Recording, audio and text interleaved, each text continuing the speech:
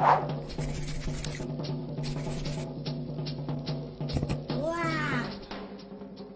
Look at that! Coast is clear. Maybe we won't get caught. It's a long walk. Play dead. Quiet as a cat. Coast is clear. Wow. Neato. It's so pretty. How nice is that? Oh, yeah, that's pretty good.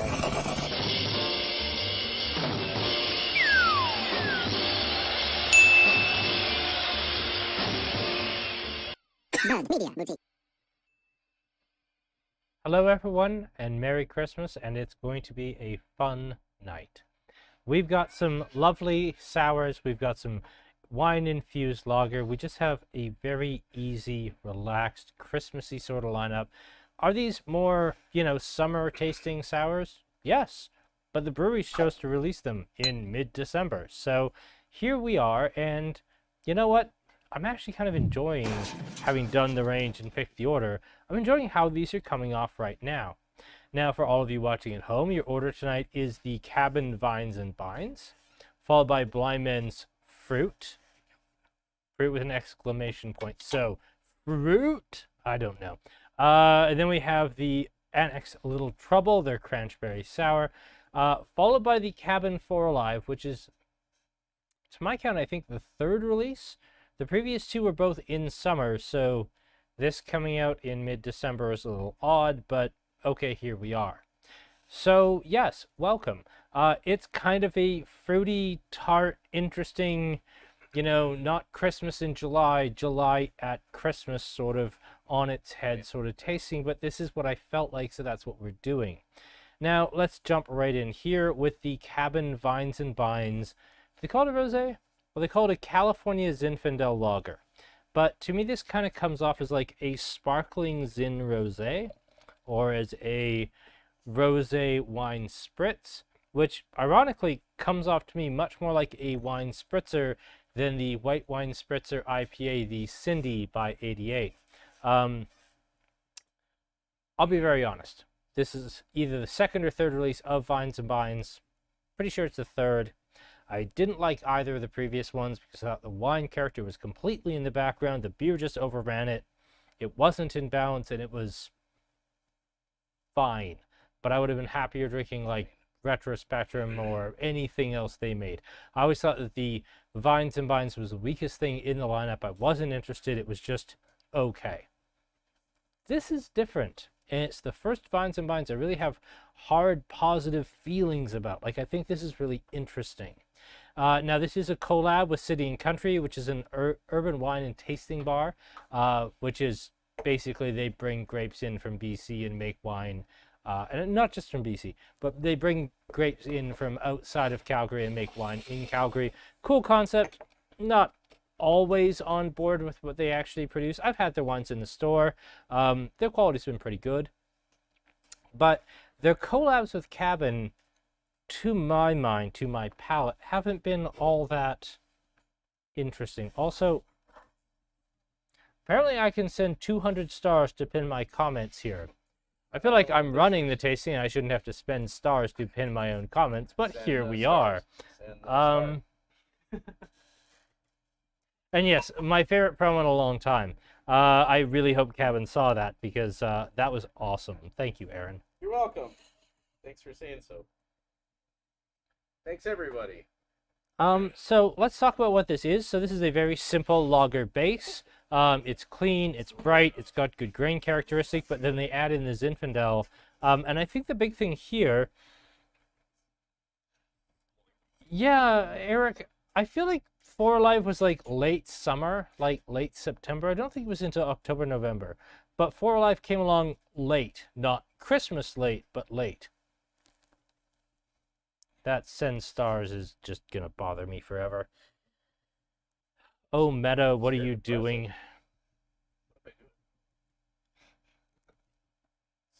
Are you, don't spend the stars, you have to pay for more stars. You have to pay for stars? I don't know.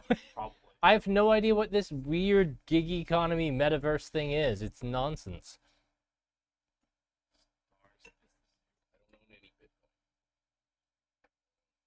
Okay, so let's talk about what's actually in our glasses. So it's a clean, bright lager with a red wine influence, and again, maybe I'm just influenced by the fact that it says Zinfandel, but when I see Zinfandel and I see this color, I'm thinking white Zin. You should know by now not to try and focus on my glass, Aaron. I'm never going to hold it up as long as you want. This is clean and bright and friendly and immediately likable, and the wine characteristic kind of comes in quite late in the nose, but immediate in the mouth.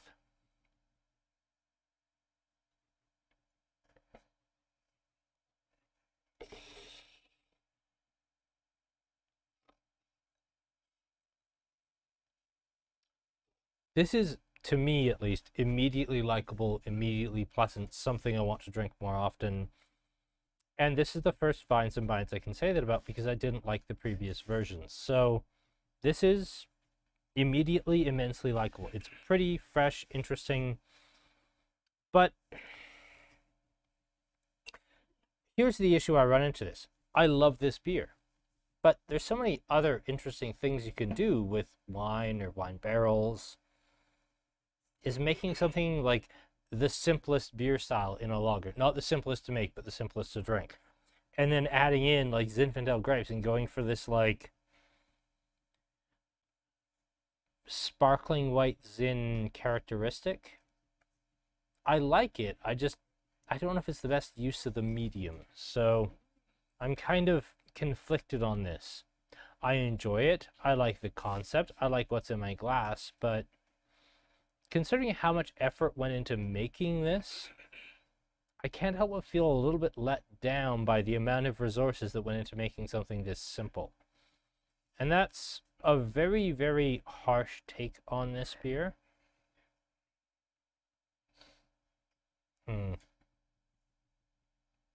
Is Zinfandel at least the lager of wines? No, I don't think so. I think that's Pinot Grigio. White Zin is like the... Oh god, I don't even know. White Zin's kind of the 7-Up of wines. No, this is... I'm so conflicted. I love what goes in my mouth. I love what's in the can. I love the concept. I think it's the best Vines and Vines, but like... I know how much effort went into this, and I just wonder... There's other things you could have done, but... What do you think? Rattle one off. What do I think? I feel very conflicted, like I said. It smells lovely. I was at Cabin literally yesterday, and I said to the bartender at the time, I think this is the best Vines and Vines they've ever done.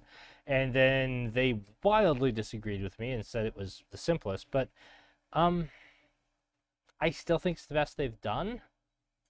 I still find myself wanting more. I think Vines and Vines is a cool concept. I want something really incredible to come out of it. I think it's the best version of it. But considering that, like, City and Country makes cool wines, Cabin makes incredible beers, I feel like the two things together, they should come up with more than this. Because this is fine. This is fun. This is a thing that I'm glad I had. But considering the brain power behind both of those brands and considering everything else that goes into this beer, this leaves me a little flat. And is it the best Vines and Vines? Yes. Do I still find myself wanting more out of this? Yeah, I really do. Sorry to start the tasting on a downer there.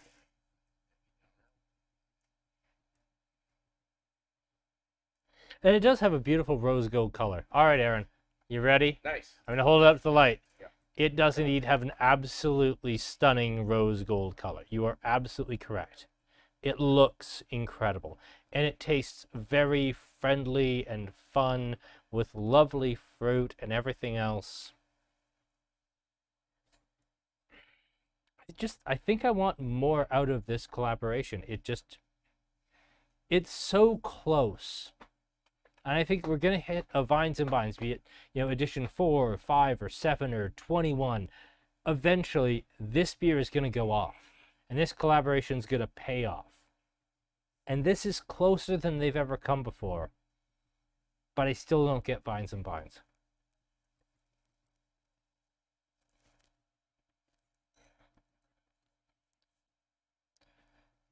Why is sending 200 stars sound so dirty? Because it's the Elon Musk business model. I know that, Meta isn't owned by Elon Musk. It's a Mark Zuckerberg thing. But yeah, it feels very tacky, doesn't it? Like, oh, you want your comment pinned to the top? Send us these stars you have to pay for. Ugh. I don't enjoy this commoditization of the internet. Okay, so Blindman Fruit. First new sour from Blindman in quite some time. It is a blend of different fruits, which I will read to you when Sky gives me the can back. Thank you. So yes, I do know this, but it is a very long list. Is black currants, cherries, mangoes, raspberries, and pineapple. So this is kind of like all their greatest hit kettle sour versions blended together. And it's oddly savory and meaty to me. Like, there's definitely, like, it does what it says on the box. Like, you get bright fruit, you get nice acidity, you get lovely freshness and crispness. There's also a really neat meaty thing that's going on here, and I think that's the yeast strain. But you get this in your mouth, and it delivers. There's all the fruit in the world. It's a little muddled together because there's 5 different fruits there. But it's pleasant and juicy and tart, and you enjoy this beer on its own merits. Is it as pure an expression as, did I just move it just as you were zooming in? I probably did. Yeah, I'm sure it was a beautiful shot till I moved the can. But yes, it's one of those things that just, to me, and I'm not trying to be like super picky tonight, I'm really not. But again, I kind of feel like any of those beers is their own sour on its own merits, like a Blindman blackcurrant or cherry or pineapple or mango or raspberry maybe would have showed a little more individuality. I like this concept. I like coming out with a fruited sour. It's a blend of things with the idea that it's all greater than the sum of its parts. But I don't know. I love this. I would order this in a bar and I'd probably have a second pint. But I also can't help but feel I'd want all of these things separately more than I want this. And yes, beautiful can design. You're right, Megan.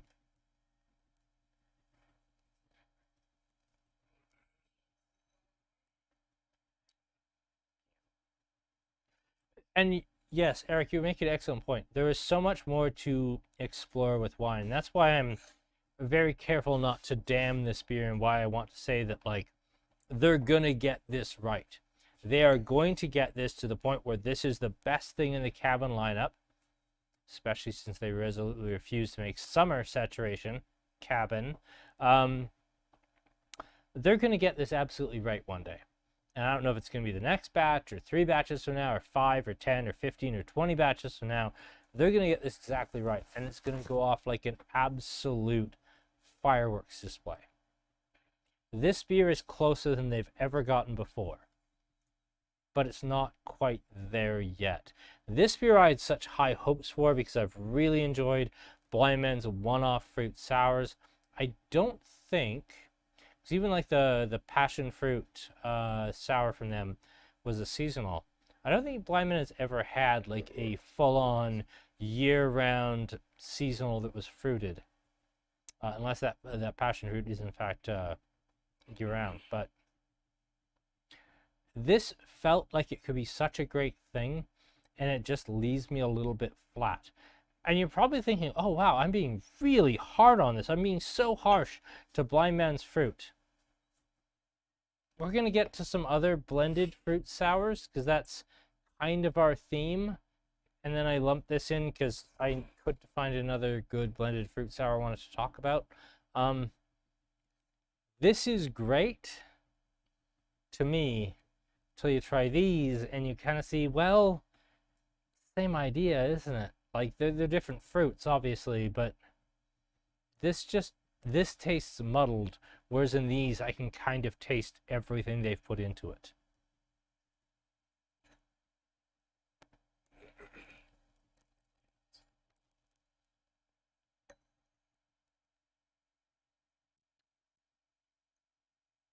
Yeah, Blindman to me also seems like at a crossroads where they're not sure exactly what they want to do. I'd love to see Blindman come up with something else that just blew me away. Like something that just shook me to the core and said, okay, this redefines everything that I want about beer. But lately they haven't been blowing me away, and I want them to. I want Blindman to be Blindman again, and I haven't seen it. So let's move on. It's been a very negative, like, first 15 minutes of this beer tasting. Like, both of these beers are good ideas. Both of these beers should work in theory. If either of these breweries had come to me and said, hey, we're going to make this, and you should pre-order this, I'd have pre-ordered both of those ideas. They sound like good ideas. It's the execution that just, it's so close. And it's just, it can't quite get over the bar for me. They're good beers. I will sell these beers. I like these beers. I want to love them. I want them to be something that I brag about in the store and be like, oh, have you had this yet? But they're not quite there for me. They're not, any of you come in the store and you're looking at your usual IPAs and you got a 4-pack of Waypool in your hand because you're a smart, discerning human being. And it's like, oh, have you seen the Blindman Fruit? I'm not there yet with these. So let's move merrily right along to Annex. Now this is the Cranchberry, which is a blend of cranberries, cherries, raspberries. So a less ambitious fruit blend because they're all red berries than the Blindman Fruit.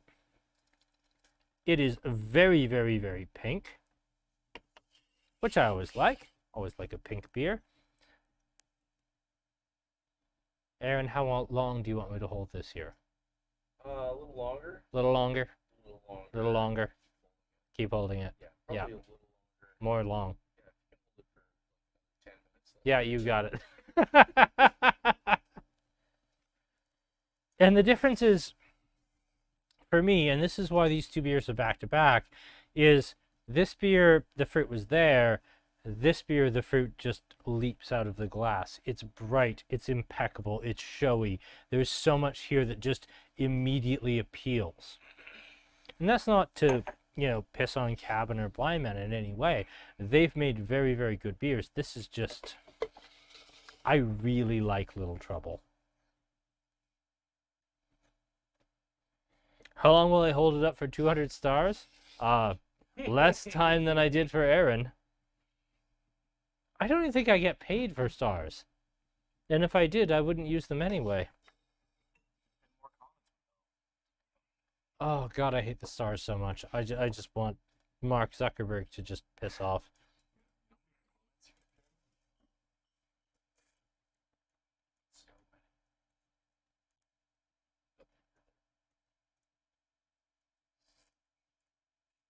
And Eric, you're right. Like, I don't need something to blow me away. I don't need something to be the gold standard of all IPAs or all fruited sours or all anything ever. I just want something that's just really good. And when you consider, like, the core concept of the Blindman Fruit and the Cranchberry Sour are broadly the same, and the Cranchberry Sour is, like, $1 cheaper. I kind of feel like this misses a step. And if I'm wrong, please, anybody who really loves the Blindman Fruit, because I loved the idea. I like the packaging. I like everything about it. But the liquid in the can lets me down just a bit compared to this, because this doesn't deliver anything special. And I really hate saying that. Not only because I'm poisoning my future relationship with Blindman by saying it, and I hope I'm not. I hope that they do know that this all comes from a constructive, happy place. But yeah, this does the concept of let's just blend a whole bunch of fruited sours together, or make one multi-fruited sour, and just go with it. And it does it better to me. This is more immediately likable. The fruits are more easily picked out. The fruit component is brighter and fresher and more cheerful. This is truly exceptional beer. This is very good beer.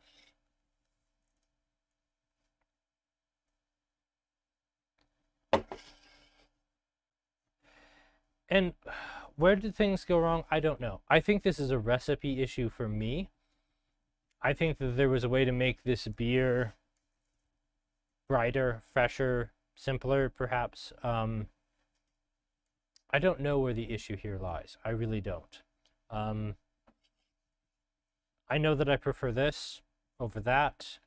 And again, anybody who is watching for the first time, obviously I'm a giant Annex fan. I always have been.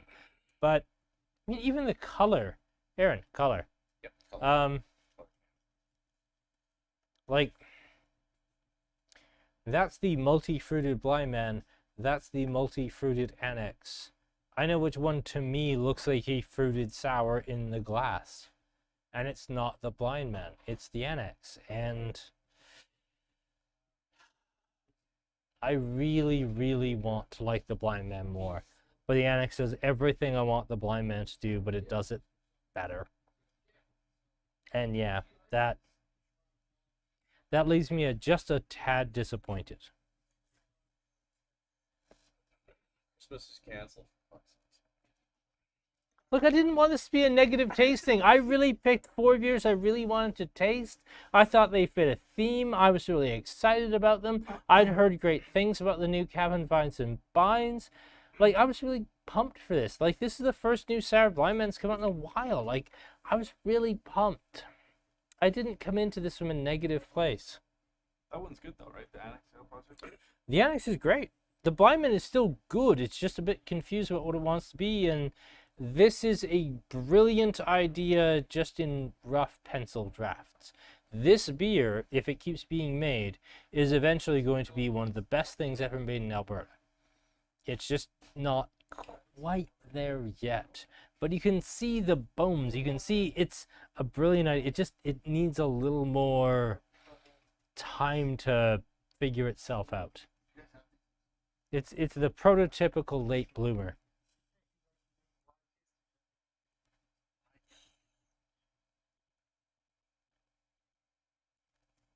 I mean, you can if you want to be on camera in front of a live audience. But no, we've got the tasting packs available there.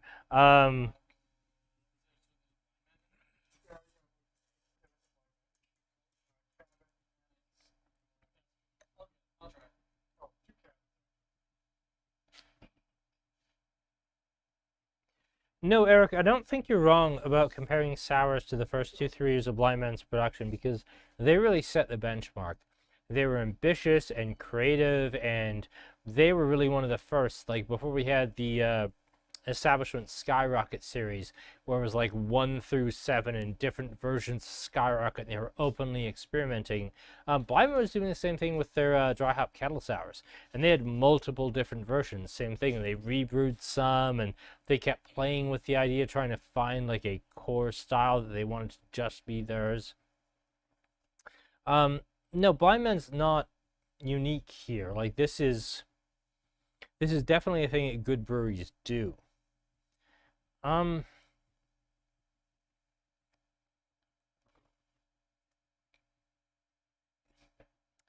Blindman has set a very high bar for themselves. And so is Cabin, and so is Annex, and so is a lot of other breweries. Sure. I would say that this level of ambition on Cabin's part, but maybe slightly missing the mark, that's in the wheelhouse of what I'd expect from Cabin. Annex making this, and it being the slowest selling of the 3, and it also being the best beer of the 3, is very much what I expect from Annex, because best brewers, worst marketers. This Blindman, I really want to love this. I love Blindman to my core. They're one of the very few products I was deeply wrong about when it launched. I didn't like it when it launched, and then they came back, and I was like, oh God, I was so deeply wrong. I love their beer. I'll always love Blindman. I love their concept. I love their philosophy. I love everything about them. I think this is a miss for them, but I still love their philosophy that I know that they're going to watch this and be really mad about it. But also they know that this is coming from a place where I like everything they make. I like, well, not everything they make, but I've liked most things they've made, and I appreciate their philosophy and their brewing style, and I just think this is a bit of a miss, and I think that they'll look at that, not just because I've said it, but even with internally, they'll look at it and say, okay, maybe we could do this again a little bit better. And this beer might never be repackaged or relaunched, but I have a feeling that this beer will quietly improve in the background over time, because they've said that about the Long Shadows, that the Long Shadows IPA is never done. It's always evolving. I'm very curious to see what happens with this beer, because Blindman is a good enough brewer that they will not settle with good enough, and they'll just keep changing it. And I really appreciate that. So we'll see how this shakes out.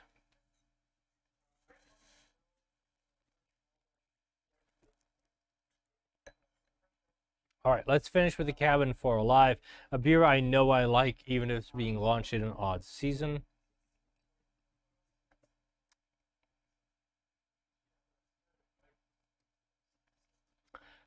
So this is their 5 Alive inspired sour, if you couldn't guess by the can. So lemon, lime, grapefruit, and orange. It's a very nice sour. I've always enjoyed it. We're going from berry influenced stuff into citrus influenced stuff, so very different. And we get that initial big citrus hit.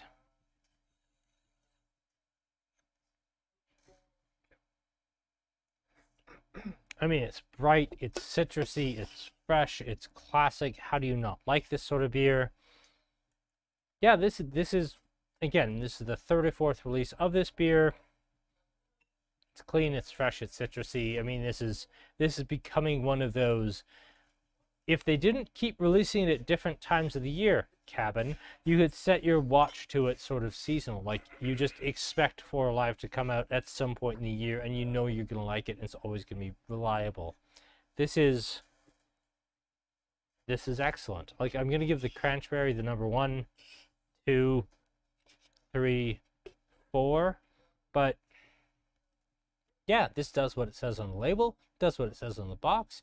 This is lovely, fresh, easy drinking fruited sour. And that's all it's supposed to be. Now, is it coming out at a weird time of year? And this is more where we want to dig into this, is why is this here in, December 14th? This is a summer type beer. The first time I ever had 4 Alive was on the patio at Cabin, and it was great. Why is this coming out December 14th? And that I don't know. And that's something I really need to ask Cabin about, but this could be better timed.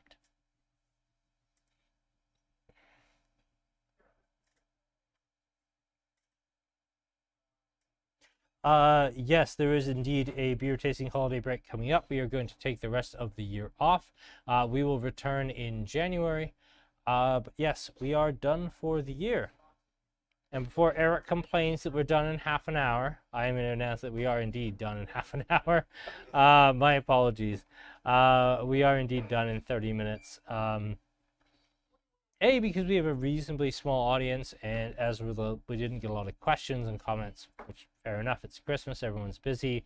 But also, yeah, I've been here since 8 o'clock in the morning, so we would like to have some dinner. It's been a long day. Yep. So we will see you in 2023. This was a lot of fun. I've given my rankings, which are 1, 2, 3, and 4. No shame on the Blindman, but I do think they need to revamp that recipe. Thank you to all of you who watched this last year. Please order again, sorry. Sorry, Sky Digip, how dare you? Sorry. Okay. 1, 2, 3, and 4. Are you sure you got it, Scott? Okay. Good. Good. Print it. People know. Print it. Do my 4 Live sales reflect my weird timing? Yes, they do. Because this has not been like the jumping off the shelf, like I can't keep it in stock sales success that would have been last summer. Yes. It's not what people are asking for right now. They want like big boozy stouts, which also good, tasty, fun, but more seasonally appropriate. Yes. And yes, Merry Christmas to you, Eric, and to all of you, Sky, Aaron. It's been a fun old year. We'll see you next year. Good night.